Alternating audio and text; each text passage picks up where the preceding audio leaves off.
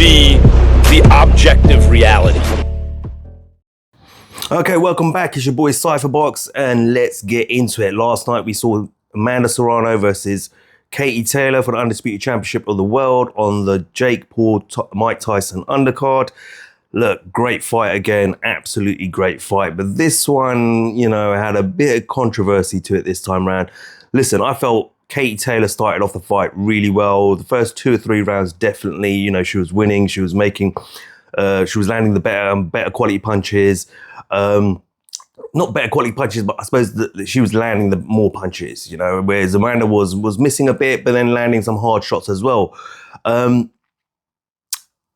there was some controversy. I felt personally Amanda won the fight by 1 or 2 rounds. The first fight, I thought Katie Taylor won by 1 or 2 rounds. And that was because Amanda Serrano in the first fight, I felt like she just didn't put her foot on the gas in the last couple of rounds.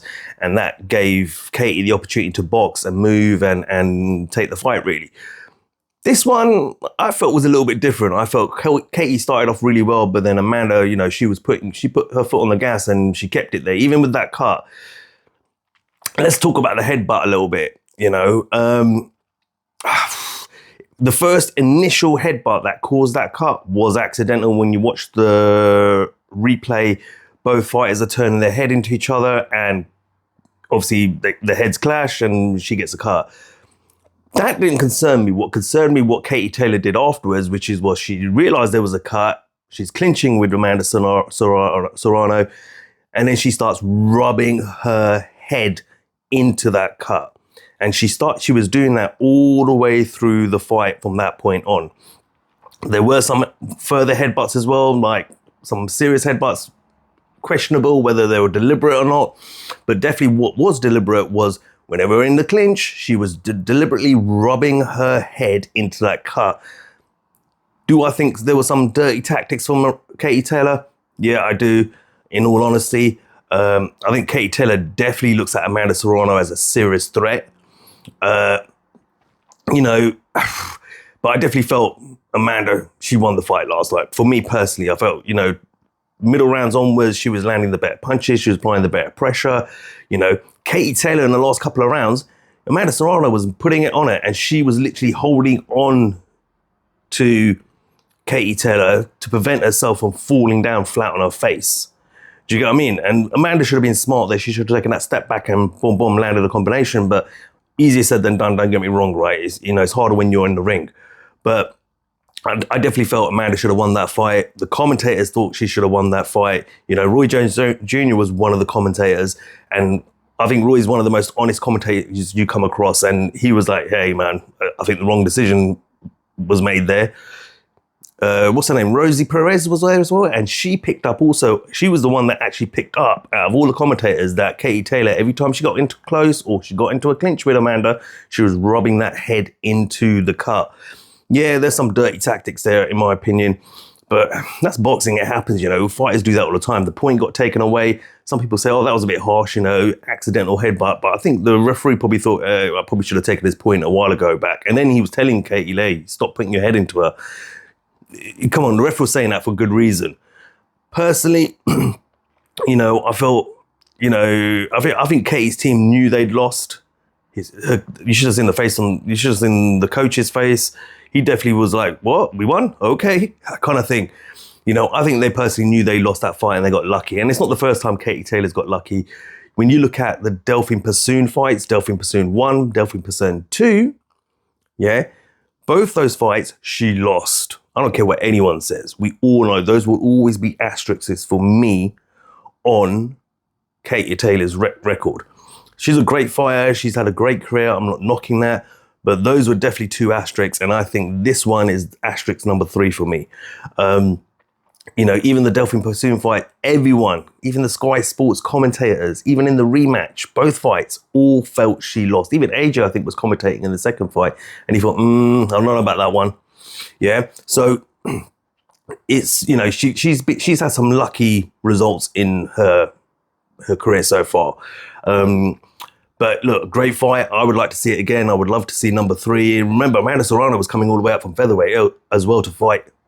She came up quite a few divisions to take on Katie as well. So shout out to her, but shout out to Katie as well. It was a great fight. I enjoyed it, thoroughly entertaining. Definitely the main event of the night.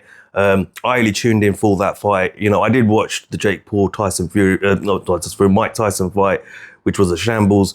But I'll do another video on that. But yeah, look, great fight. I would love to see it again.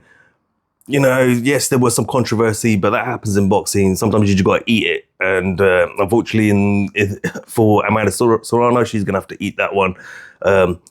Katie Taylor saying she wants a third fight. She's happy to give a third fight. I don't know whether she wants it, but I think she might have just been saying that because of the boos and all the, you know, disappointment and all the fans and even the commentators all saying that, yo, you didn't win that fight. So she probably wants to have that third fight, or she was just saying it. But I think Amanda Serrano, she might need to think about it. Is she going to come up and weight again? And because she is still the featherweight unified champion, I think. So whether she's going to make that effort again, don't know. But I would love to see her do it again because I think she definitely won last night. I think definitely, like I said, the first fight, I felt Katie Taylor won by a couple of rounds. This fight, I feel Amanda Serrano definitely won. Cleaner, harder shots were coming from Amanda Serrano. More pressure. The pressure was coming, and she was using aggression, but she was using effective aggression. And when she was landing hard. And a lot of people saying, oh, the arms and stuff don't count. The other thing I want to show you as well before we move on is I want to show you, now I don't usually pay a lot of attention to punch stats and stuff like that. But Amanda Serrano did put up these tweets, so I'm going to show you these tweets. Basically, if you're into punch stats, I don't really ever use punch stats, but I feel punch stats are for people who don't know what they're looking for in the ring and they need numbers to kind of like let them know, hey, you know, who won the fight, who threw the land and landed the more punches. For me personally, I know what I'm looking for in the ring and I understand how to score around the boxing. But when you look at these punch stats, it would show that Amanda Serrano should have got the decision. So as you can see, Amanda Serrano, you know, put up these posts, these tweets. The first one says, people lie, numbers don't. And then she says, I landed 107 more punches. She got a point deducted and I lost 95-94, which doesn't make sense when you think about it. But punches landed, 217 for Taylor, 324 for Serrano. Punches thrown, 529 for Taylor and 734 for Serrano. And the percentage connected was 41% for Taylor and 44% for Serrano. So if you're someone who reads into punch stats a lot, sometimes, you know, they might not be as accurate and stuff like that. But if you're looking at those numbers and you believe in punch stats and you like to use punch stats, then, well, that would kind of paint the picture that Serrano won, right? But look, end of the day, great fight. I enjoyed it a lot. It was a great fight, but disappointing to see that Amanda didn't pick up the win. You know, a lot of people were saying, oh, Amanda won the first fight. Personally, I felt Taylor won the first fight. I think Amanda won this one. I would love to see a third fight for them to just kind of settle it and done. It'd be a great trilogy as well, especially for women's boxing as well. It'd be amazing for them to have a trilogy. But we'll see if that happens. Let me know what you think. Do you think Katie Taylor was using dirty tactics and deliberately headbutting? What did you think of the final result? Who won in your opinion? What do you think of the punch stats? Interested to know. Like, as always, like, share and subscribe. Until next time, this is Cypherbox reminding you to keep it real.